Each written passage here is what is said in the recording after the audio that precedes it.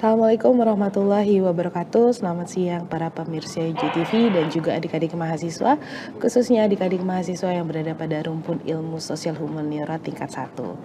Jumpa lagi bersama saya Indah Mulyani dalam acara literasi untuk mata kuliah Tim Teaching Digital Citizenship. Nah, tanpa terasa kali ini ternyata kita sudah masuk di pertemuan minggu ke-10 perkuliahan Tim Teaching untuk mata kuliah Digital Citizenship. Nah, dari awal minggu pertama sampai dengan kemarin di minggu ke-9 kita sudah membahas beberapa materi yang terkait dengan 9 pilar yang ada di dalam digital citizenship, yaitu pembelajaran yang memang menjadi salah satu mata kuliah unggulan di kampus Universitas Gunadarma. Nah, seperti biasa dalam setiap pertemuan untuk tim teaching digital citizenship, saya tidak sendiri.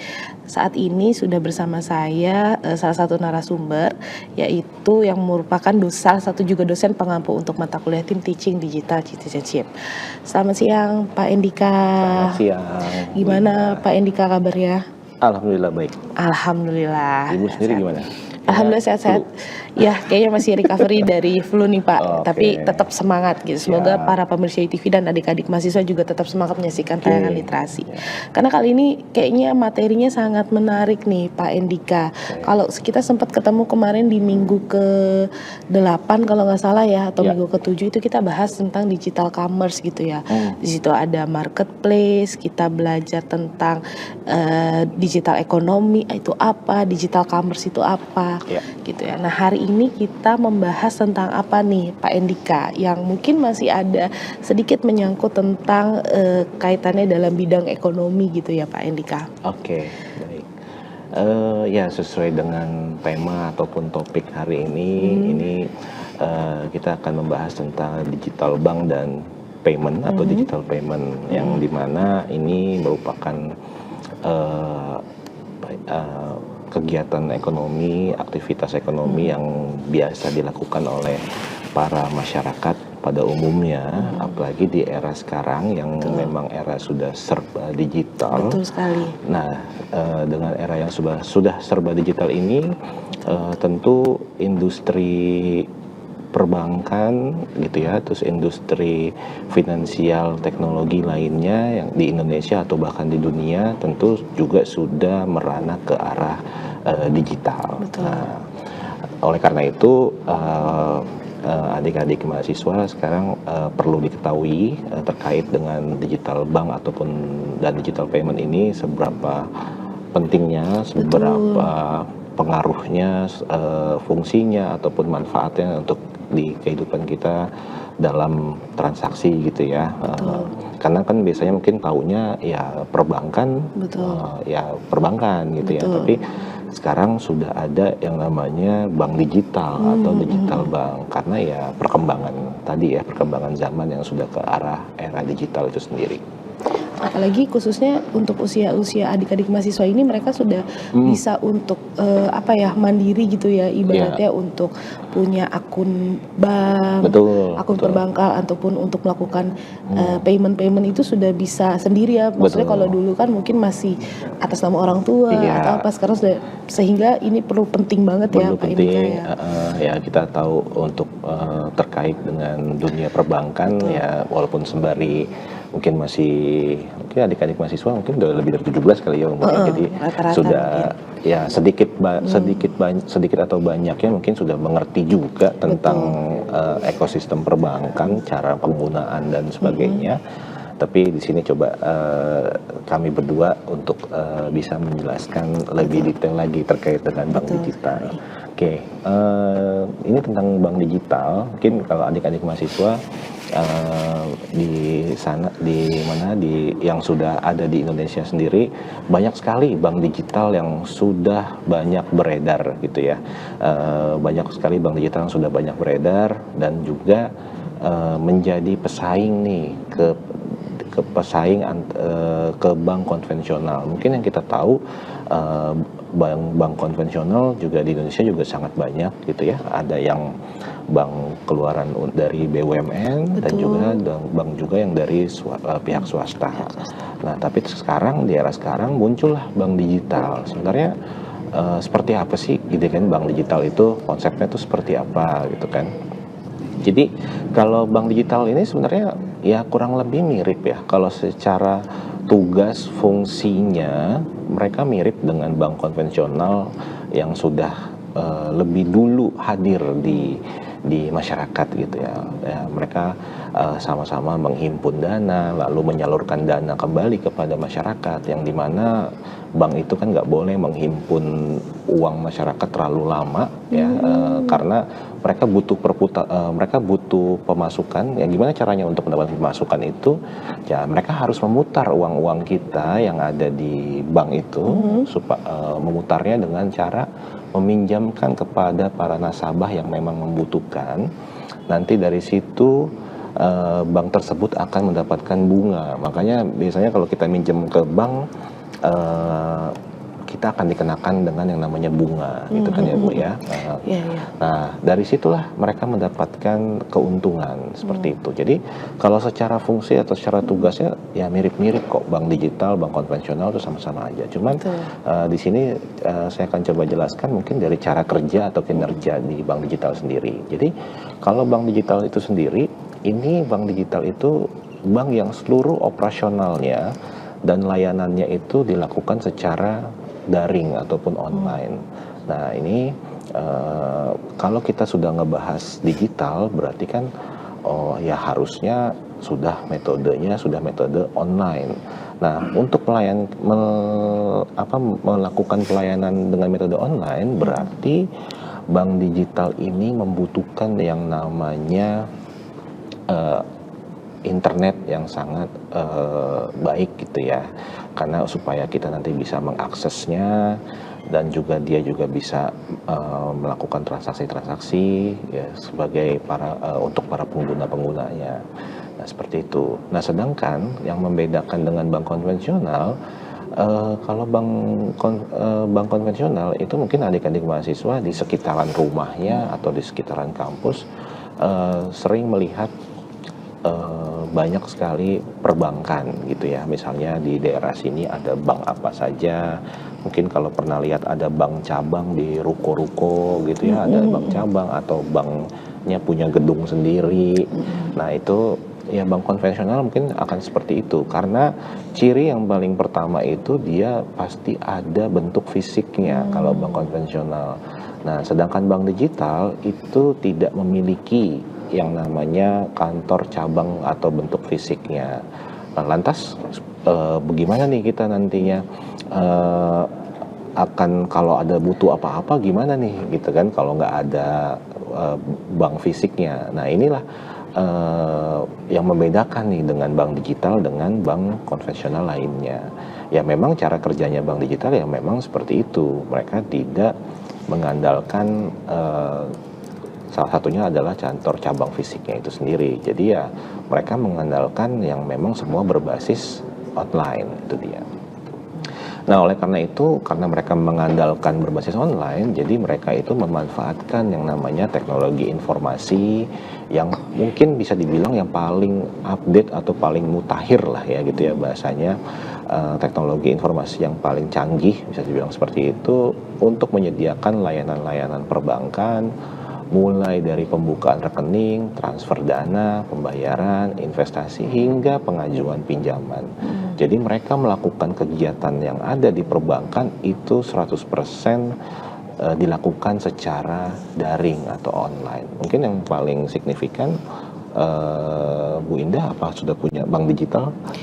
Kayaknya kalau yang murni digital nggak ada deh Pak. Oke, baik. Tapi ada ya? Ada. Oke, saya juga ada pengguna bank digital, tapi memang bukan yang murni bank digital. Nah itu membuktikan ketika saya membuka rekening di situ, itu nggak perlu tuh saya yang namanya harus datang-datang ke kantor, ke banknya ya, ke cabangnya gitu. Nggak perlu, kita hanya perlu download aplikasi, lalu isi data di situ, lalu upload dokumen terkait ya. Biasanya upload itu dokumen-dokumen ini ya, seperti bukan biodata apa sih, KTP, identitas seperti KTP gitu ya. Kalau nanti punya NPWP mungkin NPWP, tapi kalau tidak ya nggak apa-apa, biasanya gitu ya. Lalu setelah itu, setelah kita submit, nanti mereka akan melakukan verifikasi. Nah, verifikasinya gimana? Verifikasinya kan kita nggak tatap muka nih, nggak Bener. ada di bank gitu kan. Verifikasinya mereka nelpon kita melalui video call gitu. Yang dimana video call itu ada di dalam aplikasinya. Jadi bukan tiba-tiba kalau kayak kita belajar. Dapat dari aplikasi mana telepon kita angkat video call gitu Jadi ya. bukan tiba-tiba kayak kita mungkin belajar kalau kita ngajar Gmeet atau Zoom di kelas, mahasiswa nungguin link Zoom-nya atau link Gmeet-nya gitu, enggak. Iya. Jadi semua itu sudah tersedia di dalam satu aplikasinya. Nanti kita akan diverifikasi, mereka akan telepon langsung ke kita. Nah, ketika video call itu berlangsung, apa sih yang ditanya? Ya itu standar aja sih, karena mereka hanya memverifikasi benar nggak nama kamu ini terus orangnya mirip nggak sesuai dengan KTP-nya. Biasanya sih itu aja ya yang diverifikasi.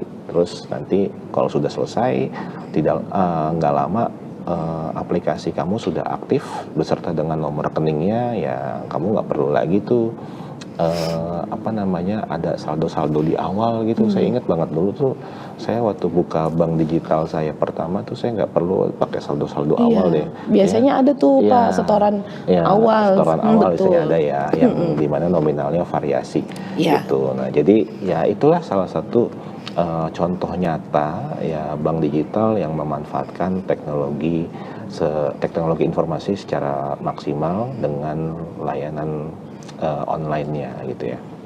Kemudian kita masuk ke karakteristik utama bank digital. Nah, karakteristik ini ada beberapa yang pasti mirip-mirip lah dengan bank konvensional, ada beberapa yang memang membedakan ya. Kalau yang membedakan kita lihat yang paling kiri, yang paling pertama itu ya karakter pertama ya tadi sudah saya bahas, dia tanpa kantor fisik. Jadi ciri yang paling membedakannya ini sangat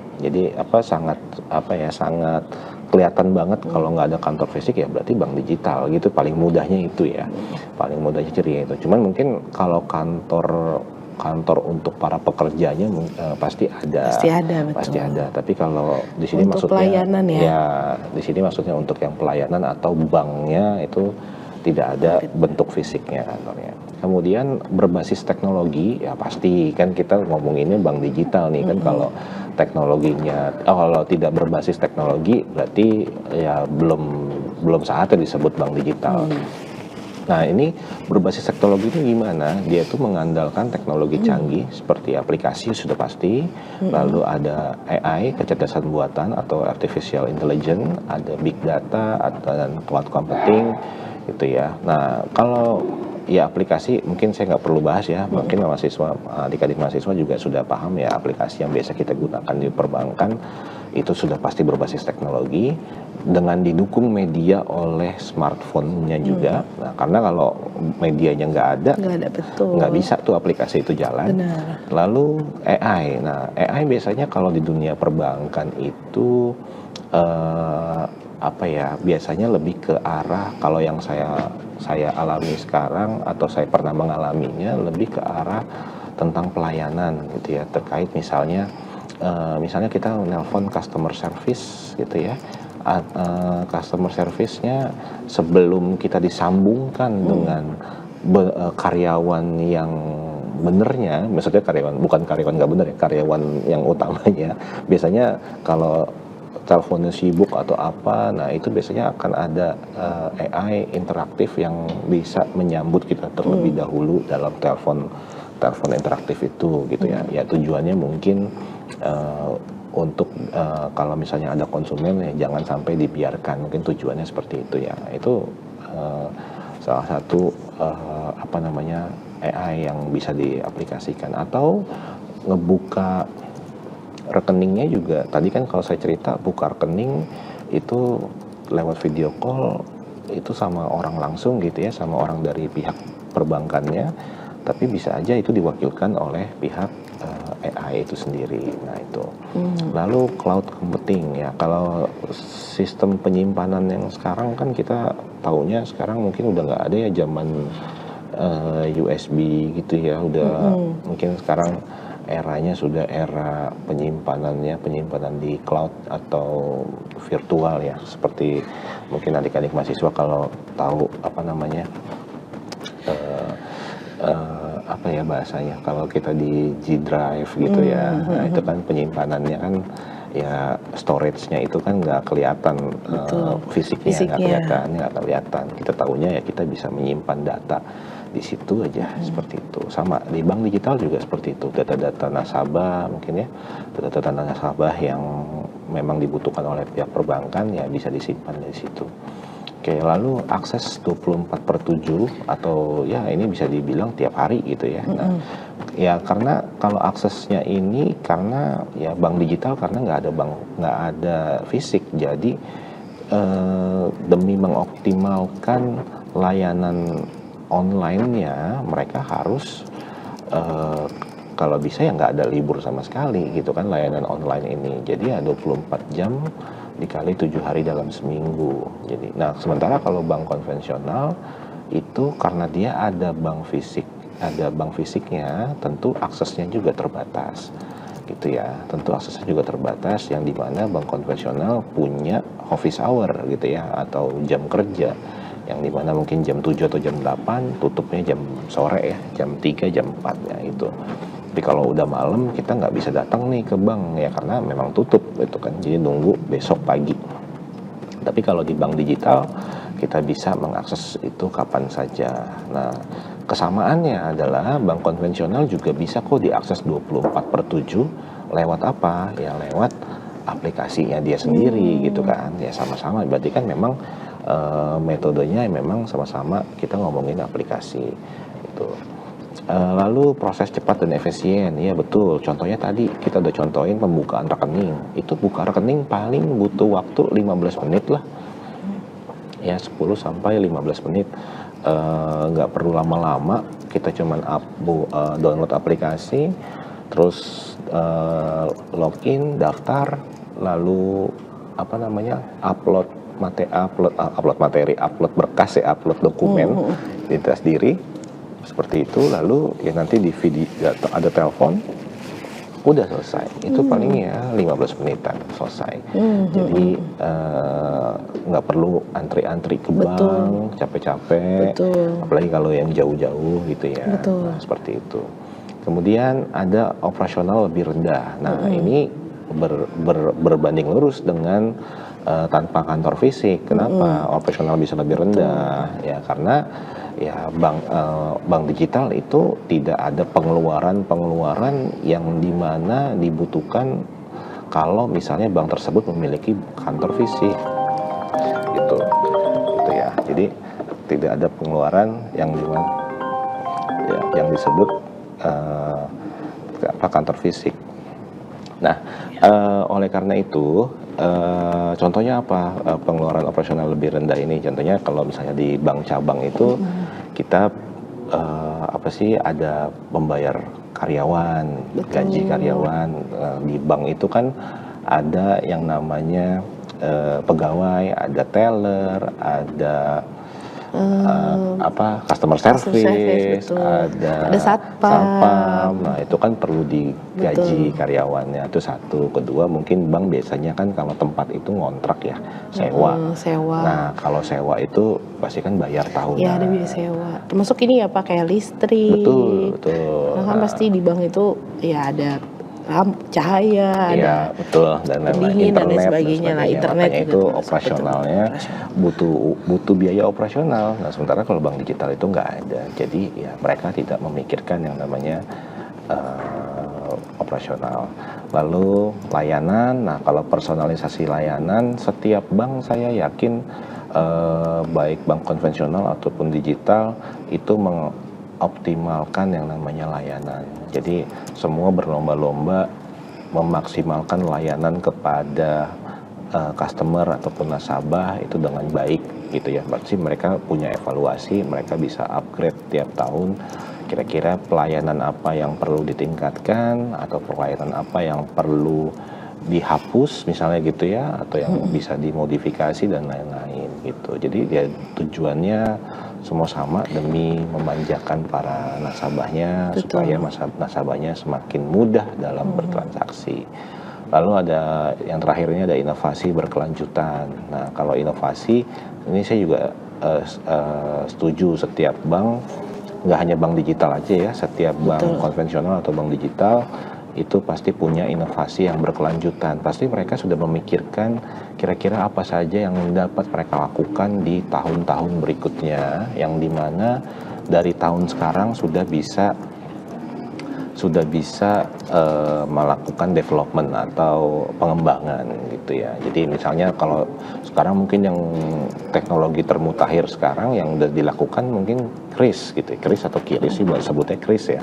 Nah pasti kan perbankan tahun sekarang kira-kira kedepannya apalagi ya yang bisa kita hadirkan ke masyarakat. Tentu harus dapat izin juga, pasti harus dapat izin juga. Nah, tapi kira-kira ke depannya apalagi, nah itu perlu pengembangan yang dilakukan bertahun-tahun. Metode kris sendiri untuk alternatif pembayaran yang sekarang sangat mudah itu juga sebelumnya pengembangannya juga sudah lama pasti. Itu nggak mungkin setahun jadi. Betul. Gitu. Itu pasti sudah lama sekali, dan akhirnya kris baru muncul di tahun berapa tuh, di 2022, 23 gitu ya, di 22 lah. Mungkin baru awal-awal, lama-lama mulai kesininya makin semua orang sudah terbiasa dengan metode kris. Nah, jadi ya kalau masalah inovasi, saya yakin setiap perbankan baik itu konvensional ataupun digital itu pasti Betul. melakukan Inovasi, betul. gitu. Baik, yang berikutnya, nah ini mungkin ini part dari segmen 1 yang terakhir kali ya. Betul. Nah ini model bisnis bank digital. Nah jadi ternyata bank digital itu, kalau yang adik-adik mahasiswa saksikan atau adik-adik mahasiswa lihat di sekitaran lingkungan sekitar, atau di media sosial, ataupun di lingkungan sekitar, ataupun di TV gitu ya, mungkin kita suka lihat iklan atau lihat sosmednya, oh banyak sekali bank digital yang bertebaran. Betul. Ya, mungkin saya nggak akan nyebutin merek-mereknya. Banyak sekali bank digital yang bertebaran. Nah, akan tetapi dari sekian banyak bank digital tersebut, itu ada yang membedakan. Nah, ini yang perlu kalian ketahui, gitu ya. Yang pertama itu yang membedakan adalah karakter yang pertama itu bank digital neobank atau digital only bank. Ini maksudnya apa? Ini maksudnya adalah bank digital yang sepenuhnya baru didirikan tanpa warisan sistem atau infrastruktur dari bank konvensional gitu. Jadi mereka bisa dibilang bank yang baru atau bank yang baru lahir langsung menjadi sebuah bank digital. Oke, ini neobank. Kalau yang kedua, digital unit branch of traditional bank. Nah, ini adalah unit atau divisi bank digital yang didirikan oleh bank konvensional yang sudah ada. Jadi kalau saya ringkas, ini bank digitalnya ini turunan dari bank konvensional yang sudah ada, atau bahasa gampangnya gini kali ya, bank digital ini adalah anak perusahaan dari induk perusahaannya, yang dimana induk perusahaannya itu adalah bank konvensional seperti itu. Yang ketiga digitalized traditional bank. Nah ini yang menarik. Bank konvensional di tengah kegempuran era sekarang dengan banyaknya bank digital, Betul. mereka itu tentu tidak boleh tinggal diam, dalam artian ya terlena seperti itu. Jadi kenapa? Takutnya nantinya nasabahnya ataupun customer-customernya bisa saja pindah ke bank digital. Kok bisa pindah gitu kan, padahal kan bank baru. Ya memang betul tidak segampang itu pindah gitu ya, tapi kalau lama-kelamaan bank digital itu menawarkan sebuah prinsip kemudahan dalam transaksi, dalam pelayanan, lama-kelamaan orang bisa saja akhirnya berpindah. Takutnya yang konvensional ribet nih gitu kan. Iya, nggak efisien. Iya, biasanya gitu. Nah, akhirnya digital traditional bank ini maksudnya adalah bank yang konvensional, dia juga beradaptasi ke dalam era digital. Nah, caranya gimana dia beradaptasi ke era digital? Caranya dia menciptakan aplikasi baru yang dimana sebelumnya dia udah punya aplikasi yang lama, atau dia bikin aplikasi yang baru. Mungkin kalau mungkin adik-adik mahasiswa kalau tahu ada 1, 2, 3 bank punya aplikasi banknya itu lebih dari satu. Nah, yang lama ini biasanya yang belum digital nih, dalam artian belum digital tuh belum cakep lah gitu bahasanya. Nah, yang barunya itu sudah lebih bagus, interface-nya, tampilannya, fiturnya makin lengkap. Kenapa? Karena bank konvensional sadar aplikasi bank digital yang nomor 1 dan nomor 2 itu aplikasinya sangat bagus sekali. Jadi ya mungkin adik-adik kalau ada yang udah pakai bank digital bisa dilihat ya aplikasinya masing-masing itu sudah sangat bagus banget, dengan fitur, dengan pelayanan dan lain-lain. Nah, maka dari itu yang tradisional bank nggak mau kalah. Jadi caranya gimana nih kita untuk mengimbangi? Caranya ya udah bikin aja yang baru atau bikin yang lama jadi lebih bagus lagi gitu ya. Kebanyakan sih bank tradisional bikin yang baru seperti itu. Ya paling kurang lebih seperti itu model bisnis bank digital. Baik Pak Indika, tanpa terasa ya Pak Indika, ternyata kita sudah di penghujung segmen 1, tapi menarik sekali kita masih akan membahas terkait dengan bank digital ya Pak Indika. Dan untuk pemirsa GTV dan adik-adik mahasiswa, jangan kemana-mana karena kami akan kembali setelah jeda berikut.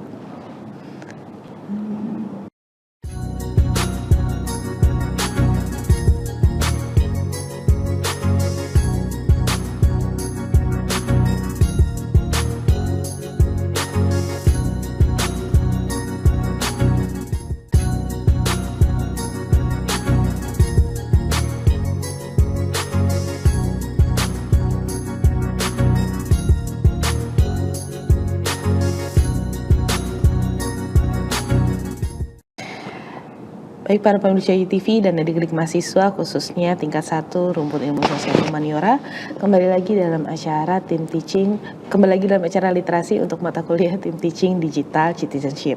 Tadi di segmen awal bersama dengan Pak Indika kita sudah membahas terkait dengan definisi bank digital itu apa, kemudian model bisnis bank digital itu apa, ada yang pure bank digital, ada yang ternyata merupakan digital unit atau branch dari traditional bank, kemudian ada juga tradisional bank yang terdigitalisasi gitu ya, kurang lebih ya Pak Indika. Nah, tadi sempat kita sedikit bahas gitu ya, bahwa sekarang memang perkembangan dari digital bank itu atau bank digital itu sangat pesat sekali gitu kan, dimana memang makin kesini gitu ya, terutama adanya transformasi digital, orang-orang juga lebih banyak memilih bank digital karena tadi terkait dengan kemudahannya, efisiensi gitu ya. Serta tadi sempat disinggung terkait dengan fitur-fitur dan juga layanan yang memang lebih menarik dan lebih mungkin komprehensif dibandingkan dengan bank tradisional ataupun dengan tadi digital unit gitu ya. Pak Indika. Kira-kira apa saja sih Pak Indika yang akhirnya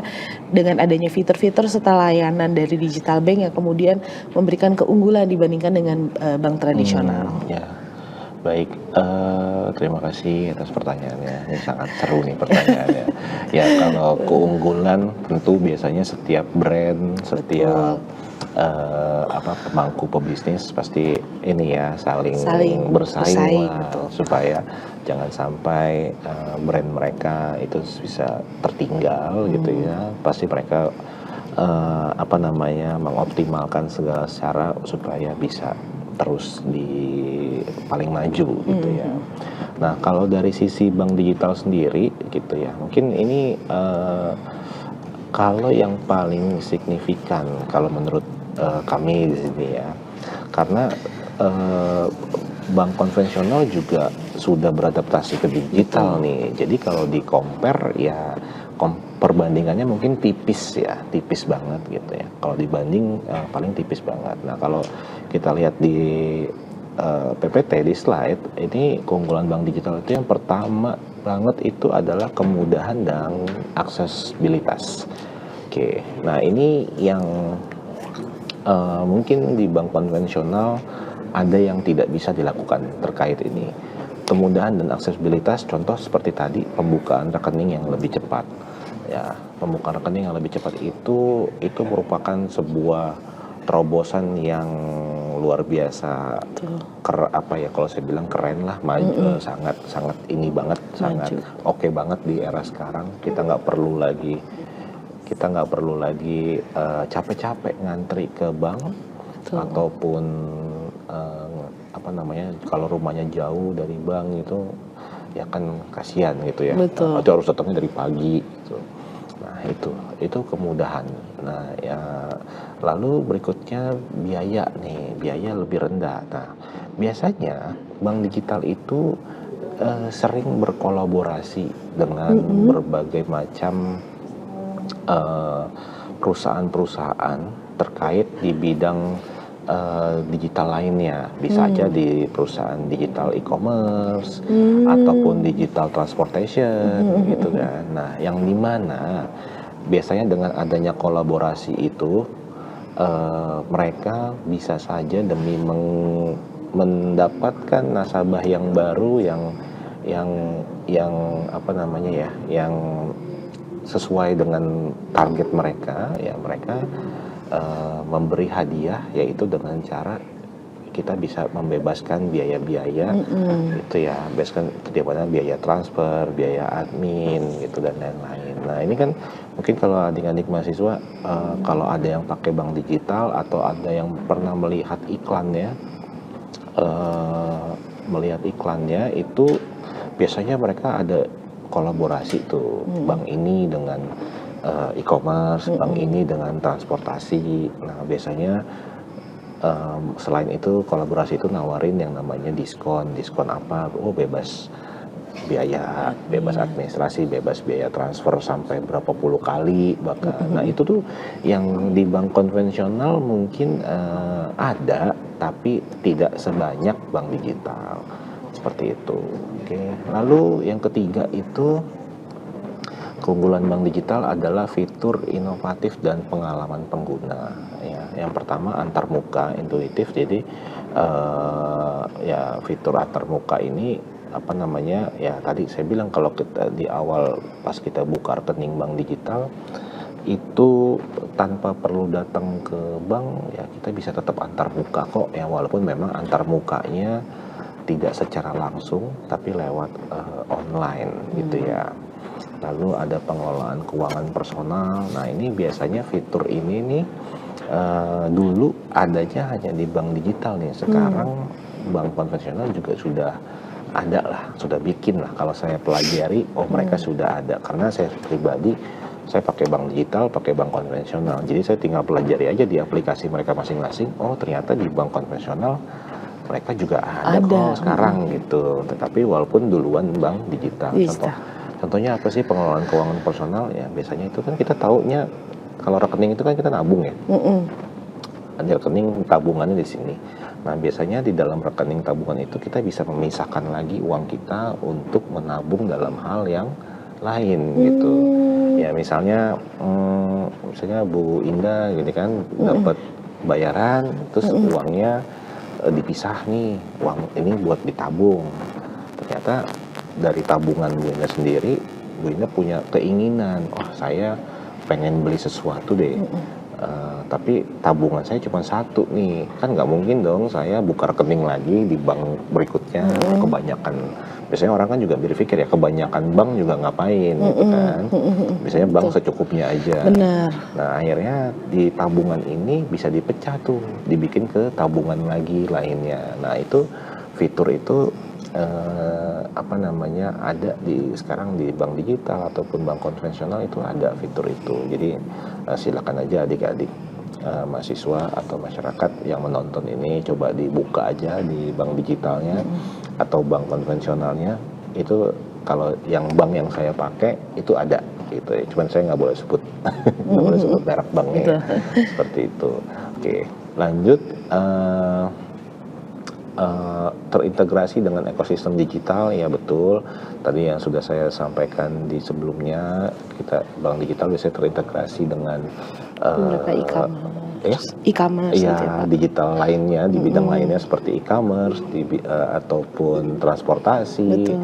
Apalagi ya selain itu ya biasa investasi. Nah itu kan sekarang ada ya investasi, aplikasi-aplikasi yang menawarin investasi. Nah itu ya mereka saling bersinergi lah satu sama dengan lain demi memudahkan, kembali lagi, demi memudahkan para nasabahnya.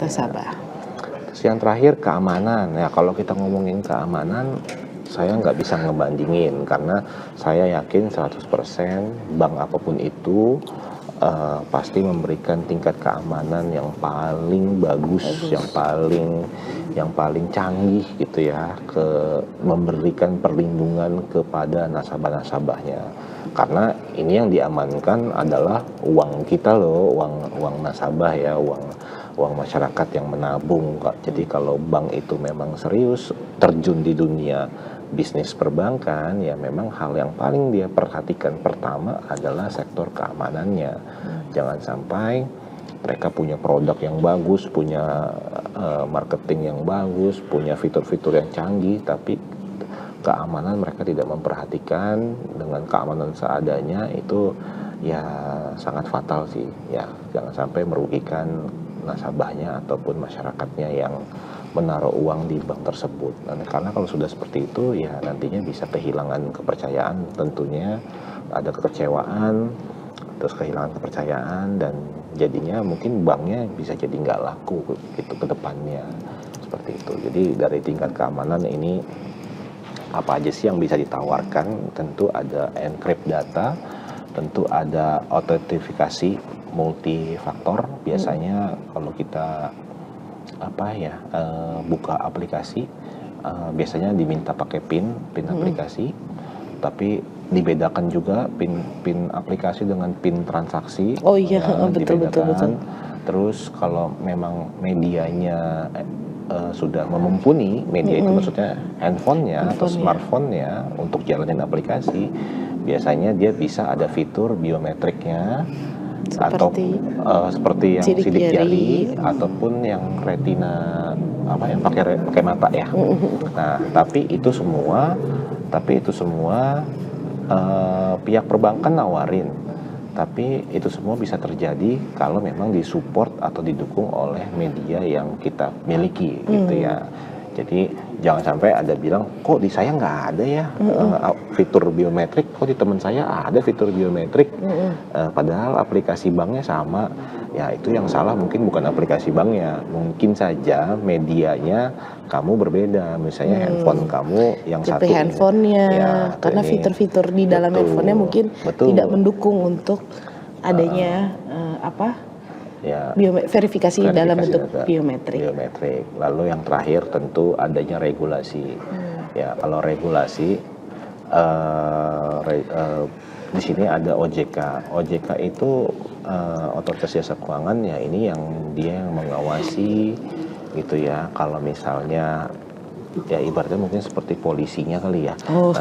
Dia mengawasi dalam artian ya jangan sampai perbankan itu merugikan si nasabah-nasabah atau masyarakatnya. Apapun kegiatannya yang dilakukan oleh perbankan, apapun produknya, itu harus jangan sampai merugikan. Seperti mungkin kalau kita baca-baca berita atau Google gitu ya, kita adik-adik mahasiswa bisa Google banyak sekali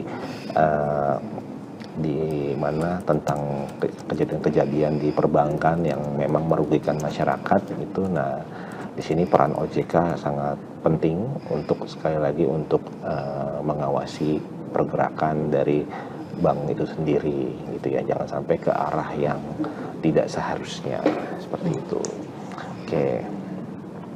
Itu keunggulan bank digital yang dimana tadi saya bilang di awal, saya rasa sih mungkin kalau keunggulan nggak bisa terlalu jomplang ya bank digital, karena bank konvensional juga sudah menjalankan yang seperti ini gitu ya. Jadi mereka mungkin ya sama-sama bersaing lah, tinggal sesuai hati aja kita maunya yang mana menggunakan bank. Kalau menurut saya pribadi seperti itu.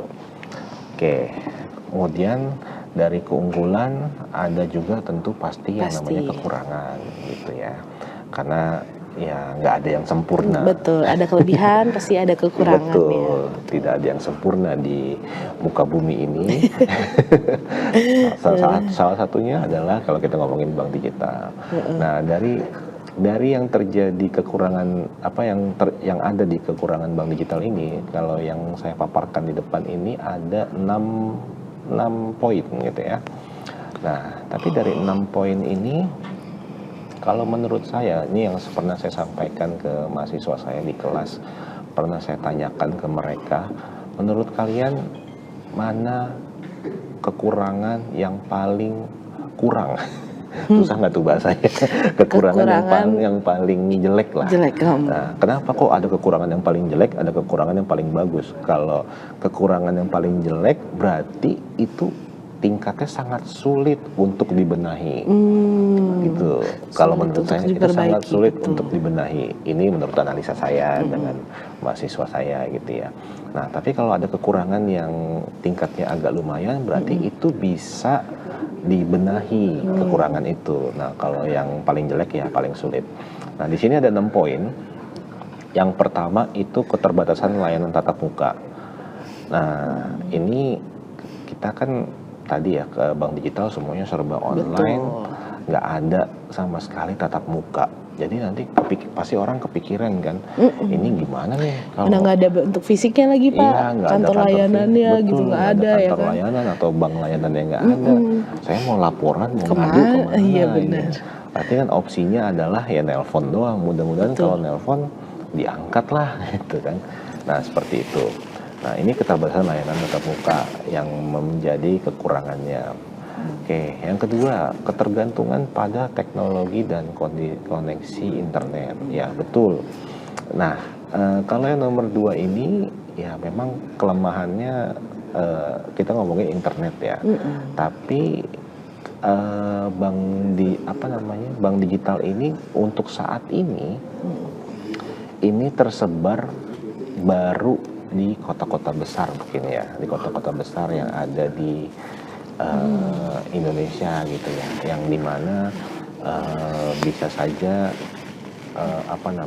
di situ sudah memadai fasilitas internetnya. Karena kalau berada di wilayah-wilayah yang wilayah-wilayah yang pedalaman mungkin seperti itu ya, atau terluar dari Indonesia mungkin belum ada dan sebagainya. Nah itu kalau adanya di kota-kota besar yang dapat dipastikan ya kondisi koneksi internet mungkin cukup stabil lah untuk bisa mengakses bank digital itu sendiri. Dan provider internet ya di kota-kota besar sih selama ini cukup stabil dan cukup bisa mengakses bank digital. Maka dari itu mungkin kekurangan ini tadi nih kekurangan yang masih bisa diperbaiki. Betul, lah ya. Kekurangan terlemah ini. Ya. lalu ada kekurangan poin ketiga ini tentang literasi digital nasabah. Nah, kalau kita ngomongin literasi digital berarti ini memang pembekalan di awal, betul. Pembekalan di awal dari setiap individu kita sendiri. Mau nggak kamu memahami tentang bank digital ini atau literasi kamu terkait dengan digital ini seberapa banyak kamu mengetahui itu. Kalau memang kita masih kurang literasinya, ya tentu bisa juga kita akan kesulitan dalam hal mengakses yang nggak perlu bank digital, apapun yang berbau dengan digital ya, seperti e-commerce, seperti transportasi. Sekarang investasi digital dan lain-lain, semua yang berbau digital ya kita juga akan sangat kesulitan. Maka dari itu ya seberapa besar kamu sudah siap terkait dengan literasi digital ini ya, dan ini masih bisa dipelajari terus-menerus kok, tidak ada kata terlambat gitu kan ya. Jadi ini kekurangan yang sebagai nasabah kapanpun bisa belajar lah, bisa nanya, bisa belajar sama orang yang sudah lebih paham gitu ya. Nah itu jadi ini mungkin bisa kita perbaiki lah kekurangan ini. Nah yang keempat, ini isu kepercayaan. Isu kepercayaan ini kalau menurut saya pribadi ini merupakan kekurangan yang paling berat.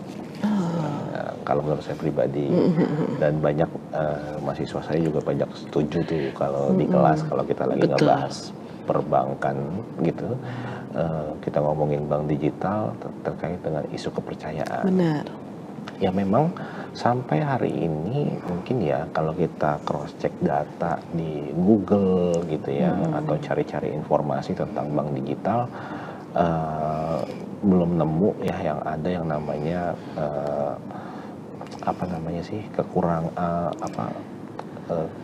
dana hilang ataupun informasi yang merugikan nasabah gitu di bank digital. Nah, kalau bank konvensional udah cukup banyak nih. Bener. Udah cukup banyak nih, ya kan? Udah cukup banyak. Cuman kalau kita teliti lagi, di bank konvensional cukup banyak, itu mereka yang merugikan nasabah itu ketika mereka juga ada di area digitalnya gitu ya. Jadi ya kembali lagi maksud saya isu kepercayaan ini gimana supaya orang bisa percaya ke bank digital itu, ya ini PR terbesar dari bank digital, terutama karena ini bersinergi mungkin dengan yang nomor satu ya, karena keterbatasan layanan tatap muka. Jadi karena nggak ada bank yang bisa kita samperin gitu ya. Jadi kalau ada apa-apa kita juga susah nih percayanya sama siapa gitu. Kita mau datang ke bank nggak bisa. Nah, kita cuman via telepon aja. Nah, itu yang menjadi ketakutan tersendiri untuk para nasabah. Maka dari itu ya isu kepercayaan ini yang perlu ditingkatkan. Kepercayaan inilah yang perlu ditingkatkan oleh para bank digital apapun caranya. Ya kalau mereka ingin terus bersaing dengan para bank konvensional lainnya gitu ya. Nah, ini mereka harus menemukan solusi gitu ya. Karena jujur kalau dibandingkan dengan bank konvensional, mungkin bank digital nasabahnya mungkin kalah banyak dengan bank konvensional. Karena kalau kata orang-orang bank digital ini, dan menurut data juga, bank digital ini diisinya banyak oleh generasi Z nih. Ya, diisinya dengan generasi Z. Nah, sementara kalau bank konvensional itu diisi oleh semua kalangan ya. Jadi yang dari yang muda sampai yang paling tua-tua mungkin ya gitu ya, generasi boomers ya. Semua sudah banyak menggunakan bank konvensional. Nah, gimana caranya bank digital bisa mendapatkan nasabah juga dari semua kalangan. Nah, maka dari itu ya perlu yang namanya kepercayaannya ditingkatkan. Nah, ya memang sih sangat sulit, cukup sulit menurut saya. Tapi selama isu kepercayaan, selama tidak ada hal-hal negatif, ya saya rasa sih bisa lah nanti kedepannya bank digital bisa bersaing secara masif juga, punya nasabah yang sangat banyak juga, pasti bisa bersaing dengan bank konvensional yang memang sudah besar gitu. Yang penting dijaga kepercayaannya. Nah, ini lalu yang kelima adalah persaingan ketat ya. Persaingan ketat sesama bank digital aja udah banyak banget ya, nggak cuma satu bank digital, banyak. Mungkin kalau saya sebutin nyampe kali 10 bank digital kalau saya sebutin gitu. Nah, apalagi dia harus bersaing juga dengan bank konvensional. Ya, yang dimana bank konvensional tadi ada yang BUMN, ada yang swasta, itu juga udah banyak, ya kan? Mungkin 10 pun ada atau lebih pun ada itu ya. Jadi banyak sekali perbankan. Ini kalau dia bilang bisnis perbankan di Indonesia bagus berarti ya kalau kayak gitu, karena terbukti dengan banyak banget bank. Pertumbuhan bank digitalnya cepet banget, Pak. Cepet banget. Kayak mungkin kebantu sama yang namanya demografi kita ya. Kita penduduk kita salah satu yang terbesar di dunia. Mungkin terbantu dengan itu. Jadi banyak nasabah yang nabung gitu. Karena bank kan mengharapkan uang nasabah supaya nabung di tempatnya. Nah, itu ya, kalau persaingan ketat ya tinggal gimana caranya bank digital berinovasi lah. Tadi kan di slide sebelumnya ada yang kita ngomongin development atau pengembangan, ya tinggal bank digital coba punya inovasi-inovasi yang memang belum dimiliki oleh lawan-lawannya gitu ya. Mana tahu inovasi tersebut lah yang bisa menjadikan bank digital tersebut bisa makin maju lagi. Lalu terkait dengan regulasi, ya kalau regulasi saya rasa sih tinggal diikuti saja ya regulasi apa yang memang ada di Indonesia gitu. Jadi apa namanya, sesuai dengan peraturan-peraturan yang ada di Indonesia, yang ada di pemerintah Indonesia. Jadi kalau regulasi harusnya ini tidak menjadi apa ya, tidak menjadi yang paling menakutkan, karena kalau kita mengikuti aturannya harusnya fine-fine saja. Ya memang kalau regulasinya bank digital nggak boleh buka kantor fisik, ya udah diikuti saja, karena kan memang itu konsepnya. Jangan sampai nanti ke depannya tiba-tiba bank digital pengen punya nih kantor fisik. Kalau kayak gitu udah bukan lagi bank digital nanti sebutannya. Kalau seperti Iya. itu, karena sudah beda konsep. Oke. Oke, berarti lanjut, itu kekurangan dan tantangan bank digital. Yang kemudian yang berikutnya ini adalah layanan utama bank digital. Kalau layanan sih sama ya, sama persis dengan bank konvensional. Dari yang pembukaan rekening, ya selayaknya perbankan lah menawarkan kepada nasabahnya layanannya itu apa saja yang bisa kita lakukan di dunia perbankan. Pertama, buka rekening, ya itu udah pasti bisa bank digital. Lalu transfer sudah pasti juga, pembayaran tagihan, apapun tagihan-tagihan tersebut terkait dengan transaksi-transaksi yang nasabah itu lakukan. Lalu ada top up saldo. Ini sekarang top up mungkin ke salah satu aplikasi-aplikasi yang kerjasama dengan mereka, misalnya dengan aplikasi ke transportasi ataupun aplikasi investasi gitu ya, ataupun aplikasi e-commerce, ya itu semua bisa dilakukan. Investasi, nah sekarang investasi ini juga sudah enak nih. Kita bisa melakukan investasi bisa langsung menggunakan aplikasi perbankan, jadi nggak perlu lagi menggunakan aplikasi yang khusus investasi. Memang kalau aplikasi investasi biasanya menawarkan banyak fitur. Kalau di perbankan mungkin fiturnya akan lebih sedikit, pilihan investasinya. Tapi biasanya kalau orang yang nggak mau ribet, contohnya seperti saya nggak mau ribet, saya maunya yang simple aja, tapi tepat, simple tapi tepat gitu ya. Ya udah ada di aplikasi perbankan, ya investnya lewat situ aja. Jadi misalnya kita bisa beli saham di aplikasi perbankan, kita bisa beli reksadana di situ, kita bisa beli surat hutang negara atau SBN di situ lewat aplikasi perbankan. Ya kenapa saya harus download lagi aplikasi yang khusus investasi? Ya tapi mungkin banyak orang yang nggak setuju dengan saya, nggak masalah, karena mungkin yang lain kalau aplikasi investasi jauh lebih enak karena memang khusus investasi, ya monggo silakan saja, seperti itu.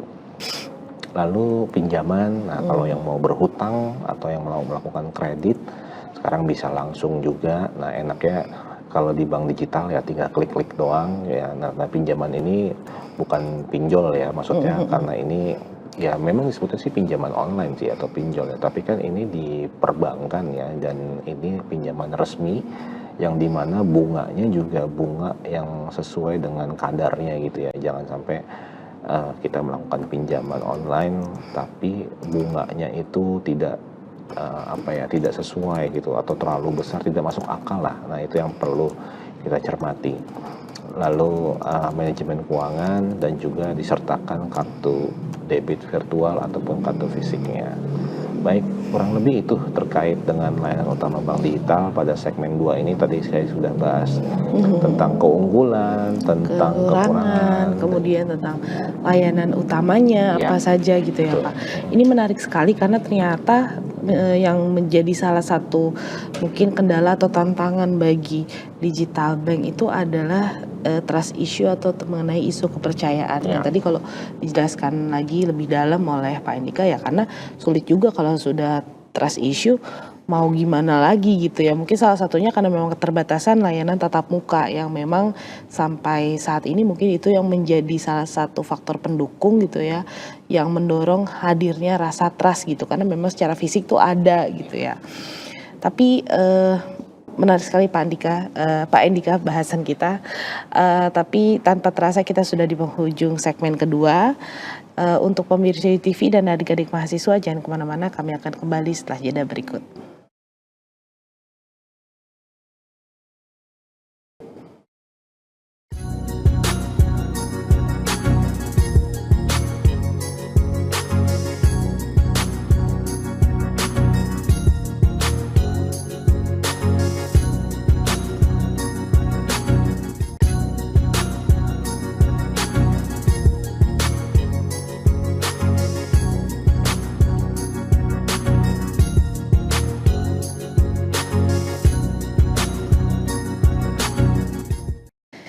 Ya baik para pemirsa UTV dan adik mahasiswa khususnya tingkat 1 untuk rumpun ilmu sosial humaniora, kembali lagi dalam acara literasi untuk mata kuliah Team Teaching Digital Citizenships.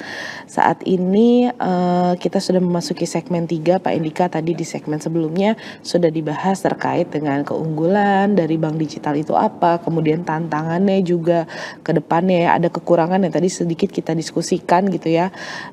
Ternyata ada kekurangan yang lemah, ada juga kekurangan yang sangat kuat yang memang akan lebih punya kesulitan untuk dihadapi atau diselesaikan gitu ya, diatasi gitu oleh bank digital itu sendiri.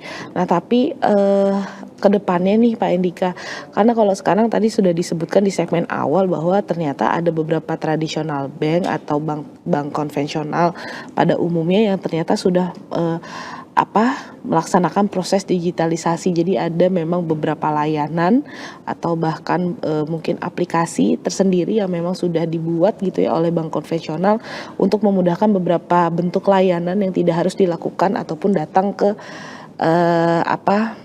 kantor fisiknya gitu ya. Nah tapi kalau ke depannya nih terkait dengan bank digital itu sendiri yang secara sepenuhnya itu memang tidak ada tempat fisiknya gitu ya. Ini ke depannya tuh akan seperti apa nih Pak Indika? Mengingat bahwa sekarang udah AI udah makin canggih dan lain sebagainya, teknologi udah makin modern. Kemudian prospek dan masa depan bank digital nih seperti apa kira-kira Pak Indika? Jadi kalau prospek kolaborasi itu bank digital bisa berkolaborasi dengan finansial teknologi ataupun bisa juga berkolaborasi dengan bank konvensional. Kolaborasinya seperti apa? Ya tergantung, mereka bisa melakukan kolaborasi terkait dengan produk-produk yang bisa mereka tawarkan kepada masyarakat gitu ya, produk-produk yang memang bisa buat menabung, bisa buat investasi ataupun produk-produk untuk transaksi dan lain-lain. Nah itu yang penting mereka coba untuk collab atau kolaborasi ya gitu. Mungkin kalau bahasa sekarang mungkin anak-anak ngomongnya collapse ya, ya kayak gitu. Lalu kemudian ada yang merah ya, yang merah ada keamanan ya. Kalau keamanan tentu kalau sama lah seperti dunia digital, maksudnya perkembangan digital ya, maksudnya pasti setiap tahun itu ada yang namanya peningkatan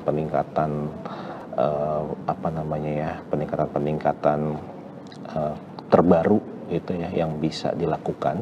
Sama di sisi keamanan juga bisa nih. Jadi ya misalnya bank digital bisa lagi berinvestasi pada keamanan cyber yang dimana akan terus meningkat untuk menghadapi ancaman yang semakin kompleks ke depannya. Jadi antisipasi untuk keamanan cybernya mungkin lebih ditingkatkan lagi dengan entah menggunakan peralatan yang lebih canggih ataupun dengan anak Gen Z kebetulan gitu ya. Kalau dari data September 2024 kemarin terakhir ini perkembangan bank digital di Indonesia itu sangat melesat, ditandai dengan lonjakan transaksinya sekitar 40-45%. Nah ini didorong oleh populasi Gen Z dan adaptasi pasca pandemi gitu ya. Nah jadi bank digital ini unggul dalam kinerja laba pada saat itu ya. Mungkin pada saat itu di 2024 ya, dengan anak Gen Z sudah mulai terjun ke dunia perbankan, mereka buka rekening, nyoba-nyoba, apalagi mereka itu bisa di dalam kategori literasi digitalnya sangat baik ya. Nggak ada tuh anak Gen Z yang gaptek mungkin ya. Kalau menurut saya pasti mereka Betul, paham teknologi, betul. paham teknologi. Jadi ya mereka coba-coba dengan bank digital itu sendiri. Mereka merasakan manfaatnya, menyebarkan ke para teman-temannya mungkin ya. Terus ya udah jadi semakin berkembang lagi bank digital. Itu ya. Nanti mungkin kedepannya bisa coba dilakukan hal itu lagi ataupun dengan segmen tertentu ya yang memang di mana dapat membantu perkembangan bank digital ke depannya. Oke. Lalu ada yang kita ke warna yang hijau, berikutnya ada ekosistem terintegrasi. Nah, ekosistem terintegrasi ini bank digital akan semakin terintegrasi dengan berbagai macam platform digital lainnya. Ya, dengan menciptakan ekosistem keuangan yang lebih luas lagi. Jadi bank digital bisa terintegrasi dengan platform digital lainnya. Ya, sekarang mungkin kita sudah merasakan banyak sekali bank digital berkolaborasi dengan platform digital lainnya ya. Betul. Mungkin di bidang e-commerce atau di bidang transportasi atau di bidang investasi ya. Jadi mereka sudah berpartner gitu, berkolab ya, itu seperti itu. Jadi ya tujuannya supaya menciptakan ekosistem keuangan yang lebih luas lagi. Nanti kedepannya mungkin bisa dicari lagi kira-kira apalagi yang bisa diajak untuk kolaborasi nih untuk supaya ekosistemnya terintegrasi satu sama dengan yang lain gitu. Mungkin dari sisi sektor apa misalnya yang belum terjamak, mungkin sisi sektor apa nih ya, mungkin perlu dicari tahu dari bank digital itu sendiri. Lalu ke yang warna biru muda, ini bank digital terkait dengan inovasi. Bank digital akan terus berinovasi dengan memanfaatkan teknologi ya seperti AI, ya blockchain, IoT dan lain-lainnya. Ya apapun teknologinya tentu pasti bisa dimanfaatkan, bisa diintegrasikan ke dalam bank digital yang mudah-mudahan nanti ke depannya bisa memanjakan para nasabahnya lebih mudah lagi dalam penggunaannya. Nah itu kan yang biasa, dan nasabah juga jauh lebih aman, merasa aman untuk meninggalkan uangnya di situ. Nah seperti itu. Jadi apapun teknologinya pasti bank digital prospek kedepannya tentu melakukan inovasi yang lebih mendalam lagi.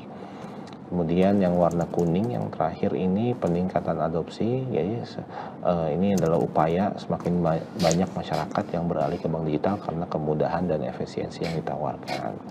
Ya ini yang dicoba oleh bank digital dengan dia punya target market sendiri ya, di mana teman-teman dari Gen Z, tapi dari generasi milenial mungkin ya, atau generasi X atau boomers ya sebutannya. Nah bisa saja juga itu mencoba ya, seperti saya, mungkin saya sama Bu Ida milenial kali ya di sini sebutannya. Nah kita coba juga nih pakai bank digital gitu kan ya, tapi kita mungkin tidak meninggalkan bank konvensional. Kita coba bank digital ya, kita buka rekening lagi di bank digital, kita buka rekening baru di bank digital ya, karena memang tujuannya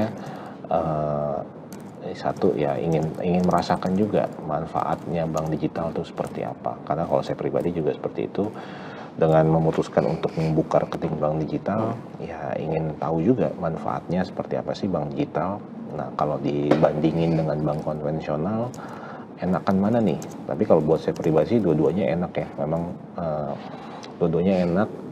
Yang saya pakai dua-duanya enak dan semua melayani kebutuhan yang saya lakukan sehari-hari itu paling pas gitu. Mungkin adik-adik mahasiswa juga seperti itu. Saya yakin pasti memilih dari sekian banyak bank digital, mungkin pasti memilih mana yang paling pas sesuai dengan kebutuhan gitu ya. Oke, itu terkait dengan prospek dan masa depan bank digital yang sekiranya bisa dilakukan oleh bank digital itu sendiri mungkin di tahun-tahun berikutnya. Dan bisa juga sebenarnya ini mirip-mirip ya, bisa dilakukan juga lah dengan bank konvensional ya, tapi karena kita ngebahasnya bank digital, ini ada prospek-prospek yang bisa mereka lakukan ke depannya ya, terkait dengan kolaborasi, meningkatkan keamanan terus ada niche market, ada menciptakan ekosistem yang terintegrasi, melakukan inovasi lagi yang jauh lebih bagus, terus juga melakukan peningkatan adopsi, terutama mereka mencari nasabah-nasabah yang genre yang berbeda gitu ya. Kalau bisa ke semua kalangan, jangan ke generasi Z aja, seperti itu.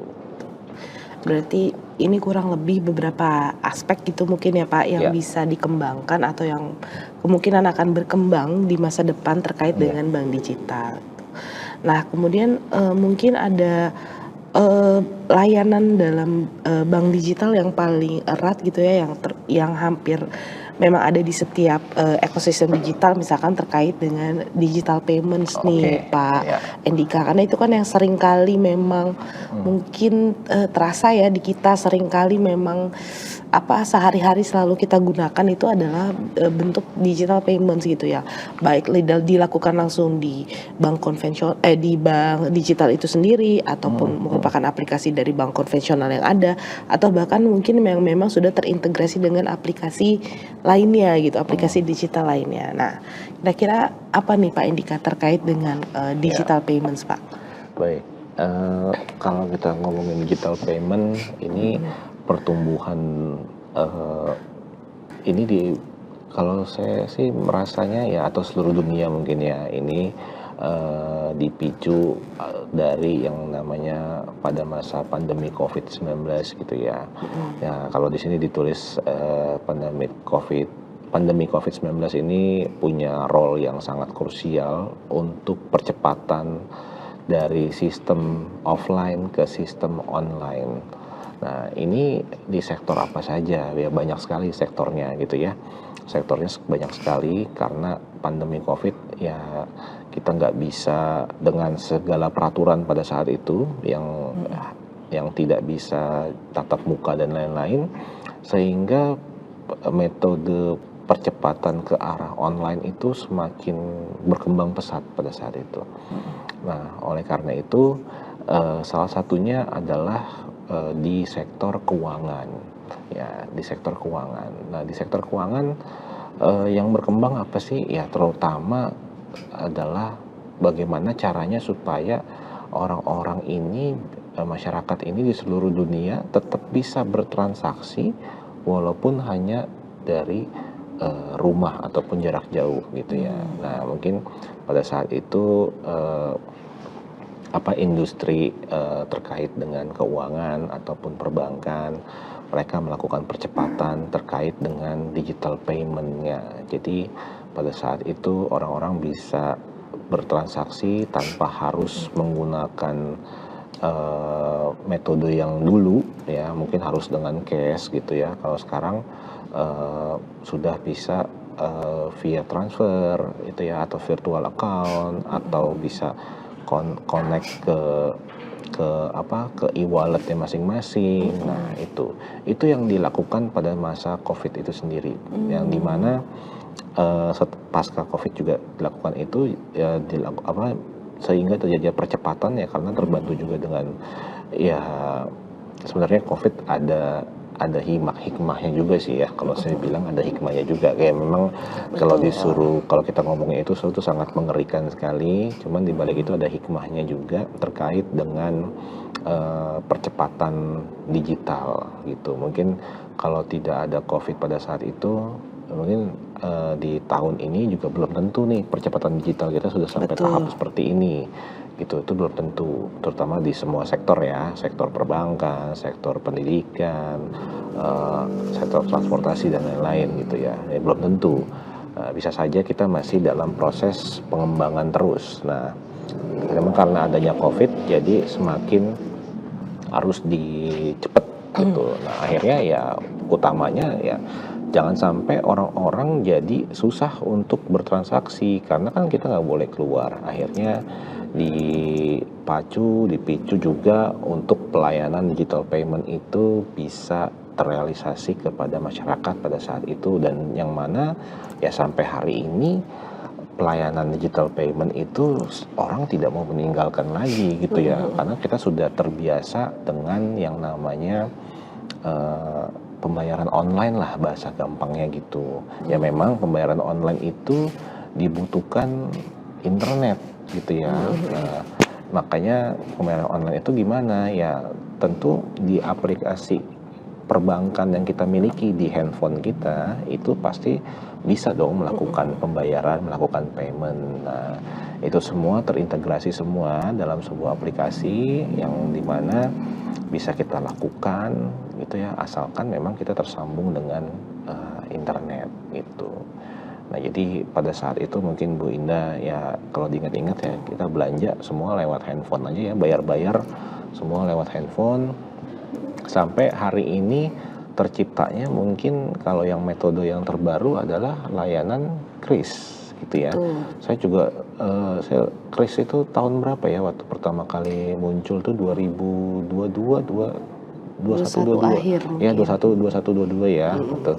Cuma memang waktu awal-awal muncul kris itu memang apa ya, belum bisa semua orang menyesuaikan ya, paham, karena untuk sesuatu yang baru pasti butuh waktu ya. Jadi biasanya kan waktu pas kris muncul baru ada barcode ya, belum semua merchant, belum semua retail punya barcode.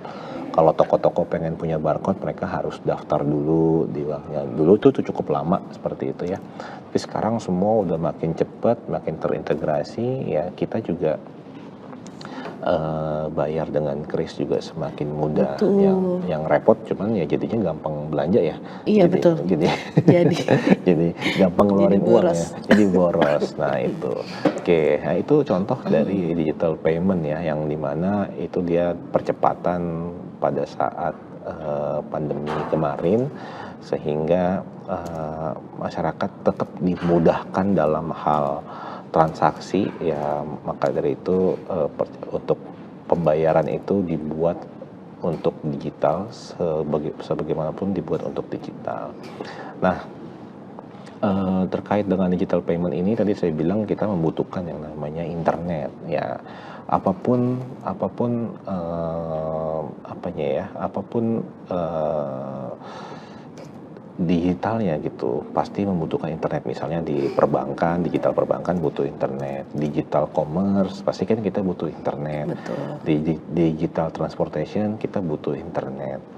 Nah, untuk bisa mengaksesnya itu kan kita semua butuh internet. Betul. Nah, itu berarti ya kebutuhan internet itu dari setiap masing-masing negara pasti sangat ya butuh gitu. Nggak bisa nggak butuh gitu. Makanya negara mungkin yang belum punya internet yang belum secanggih yang belum punya internet, negaranya mungkin saya rasa nggak ada kali ya. Saya rasa semua negara di dunia ini pasti ada internet lah, nggak mungkin enggak. Ya kalaupun tidak ada mungkin ya 1-2 kali ya negaranya. Nah, di Indonesia sendiri kebutuhan internet itu sangat masif penggunanya, sangat banyak sekali ya, karena memang terlepas kita penduduk kita itu termasuk yang paling besar di dunia. Kita tuh peringkat 4 kalau nggak salah. Jadi itu juga menyebabkan kebutuhan internet kita juga makin besar ya, yang dimana di sini kebutuhan internet buat apa sih gitu ya. Oh, banyak ternyata buat melakukan berbagai macam aktivitas itu ya. Pasti mungkin dari yang tentang untuk perbankan, dari yang untuk misalnya untuk belajar, untuk sosial media, social interaction, untuk lifestyle gitu dan lain-lain. Banyaklah kebutuhan internet buat itu. Nah, yang paling besar siapa penggunanya di sini? Yang paling besar adalah generasi Z. Generasi Z ini dari umur berapa ya? Mungkin umur 16-17 ya, sampai itu kalau nggak salah di 29 tahun kalau nggak salah umurnya. Dari 14 sampai 29. Oh, 14 sampai 29. Iya, 97 sampai 2012. Ya. Ya, nah ini kebanyakan berarti ya adik-adik mahasiswa sekarang ya, yang bisa disebut dengan generasi Z. Nah, mereka yang paling kamu-kamu lah yang paling banyak menggunakan internet. Ya, fungsinya buat apa? Ya biasanya untuk kebutuhan hari-hari ya, untuk lifestyle, sosial media, ataupun tadi perbankan, finansial dan lain-lain banyak. Lalu selain generasi Z diikuti oleh para millennials. Nah, Betul. ini generasi milenial di atasnya, satu tingkat di atas generasi Z, tapi ini pengguna kedua terbanyak gitu ya. Betul. Lalu ada generasi X, lalu ini generasi X ini lebih tua nih dari Betul. milenial. Terus di atasnya lagi ada baby boomers, ini yang mungkin lebih senior ya, atau saya mungkin lansia ya, saya nyebutnya kayak Betul. gitu. Dan juga ternyata anak kecil pun juga pengguna internet yang terbesar di Indonesia, yang disebut dengan generasi alpha. Generasi alfa. Generasi alpha ini mungkin sampai umur 12-13 tahun ya, kalau saya nggak salah. Ya, nah ini mungkin anak-anak Kelahiran 2013 sampai 2025. Nah, Tahun lalu berarti. tahun lalu. Berarti ya umurnya berarti mungkin paling tua dia 12 tahun ya. Betul. 12 Berarti tahun. ya anak-anak SD nih, generasi Betul. alpha, anak-anak SD udah banyak juga main internet ternyata. Betul. Mungkin lebih ke arah game kali ya. Betul. Kalau anak- nggak game berarti untuk kepentingan akademik sekarang Oh semenjak iya. pandemi kan memang. Betul. Memang kalau nggak game untuk mereka sekolah sekarang, apalagi sekolah-sekolah juga banyak yang terintegrasi dengan metode online itu ya. Sudah makin keren juga sekarang, banyak pembelajaran lewat online juga, dan itu bisa dirasakan dari SD gitu ya. Oke, lanjut. Ini adalah komparasi perbandingan antara payment instrumen. Jadi instrumen pada pembayaran gitu ya. Kalau dilihat dari grafiknya, dari tahun-tahun 2017 sampai tahun 2024, di situ yang paling menunjang, yang paling baik adalah electric money atau e-money, ada mobile banking dan juga internet banking. Ya, mungkin kalau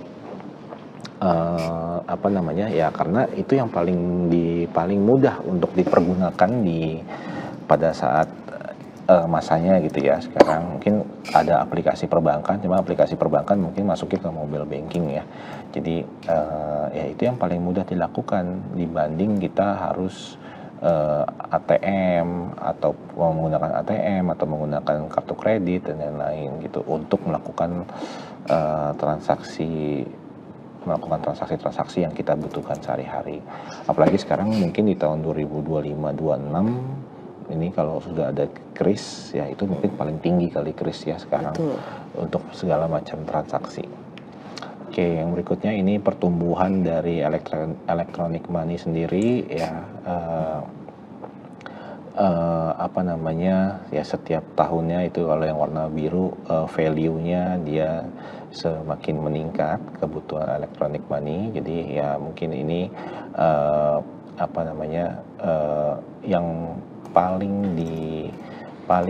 bisa dinikmati ya oleh para masyarakat di setiap tahunnya.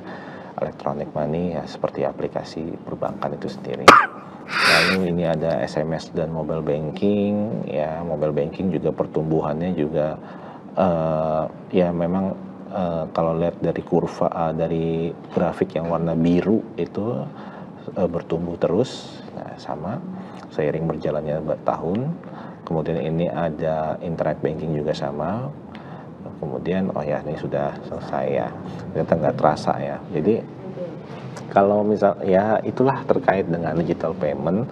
Jadi banyak sekali instrumen digital payment itu, banyak sekali instrumen-instrumen yang bisa dimanfaatkan, bisa digunakan oleh berbagai oleh para nasabah ya, para masyarakat. Jadi kita mau melakukan pembayaran itu pakai apa instrumennya untuk melakukan pembayaran. Tadi ada electronic money, ada m-banking, ada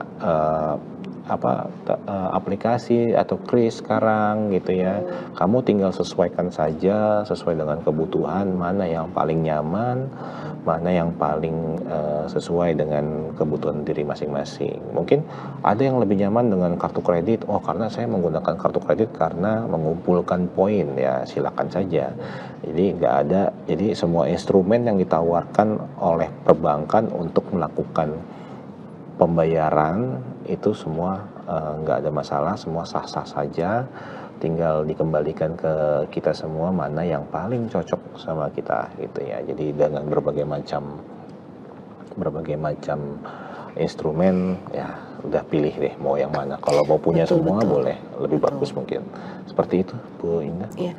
Jadi memang kalau dari beberapa jenis beberapa bentuk digital payment itu sendiri, kalau kita lihat sih rata-rata per tahun itu mengalami peningkatan gitu ya Betul. perkembangannya. Hanya mungkin ada beberapa yang memang mengalami penurunan karena mungkin trennya Iya. atau karakteristiknya juga karakteristik penggunanya itu semakin ke sini semakin berkembang gitu ya. Yang penggunanya udah bukan lagi milenial, udah mulai menurun, didominasi Gen Z, bahkan sudah mulai Gen Alpha naik gitu ya. Maka memang ada beberapa yang mungkin kita terbiasanya di beberapa generasi terbiasanya dengan metode digital payment yang misalkan katakan terkait SMS banking gitu ya. Nah, kalau sekarang sudah mulai menurun. Kenapa? Karena ternyata penggunanya karakteristiknya juga berubah ataupun berbeda. Baik Pak Indika, ini sangat menarik sekali. Mungkin kalau izin saya simpulkan gitu ya dari materi kita pada minggu ke-10 untuk mata kuliah tim teaching digital citizenship, bahwa materi digital bank and payments ini membahas terkait perkembangan bank digital dan juga pembayaran digital yang memudahkan masyarakat dalam bertransaksi secara cepat, praktis, dan efisien melalui teknologi online. Nah, penggunaan adanya e-money, kemudian mobile banking, internet banking, terus meningkat terutama sejak adanya transformasi digital di era pandemi gitu ya. Nah, dengan generasi Z dan juga generasi milenial sebagai pengguna terbesarnya, meskipun memiliki tantangan seperti keamanan data dan ketergantungan dari penggunaan internet, bank digital tadi diprediksi dan diperkirakan akan terus berkembang melalui inovasi teknologi dan layanan yang semakin modern. Nah, diharapkan juga nanti khususnya adik-adik mahasiswa juga merupakan bagian dari inovasi teknologi dari perbankan ini ya ke depannya, seperti itu. Baik Pak Indika, terima kasih banyak. Tanpa terasa kita ternyata sudah di penghujung acara literasi gitu ya. Dan untuk para pemirsa UTV dan juga adik-adik mahasiswa, terima kasih telah menyaksikan tayangan literasi. Kami mohon pamit undur diri. Wassalamualaikum warahmatullahi wabarakatuh.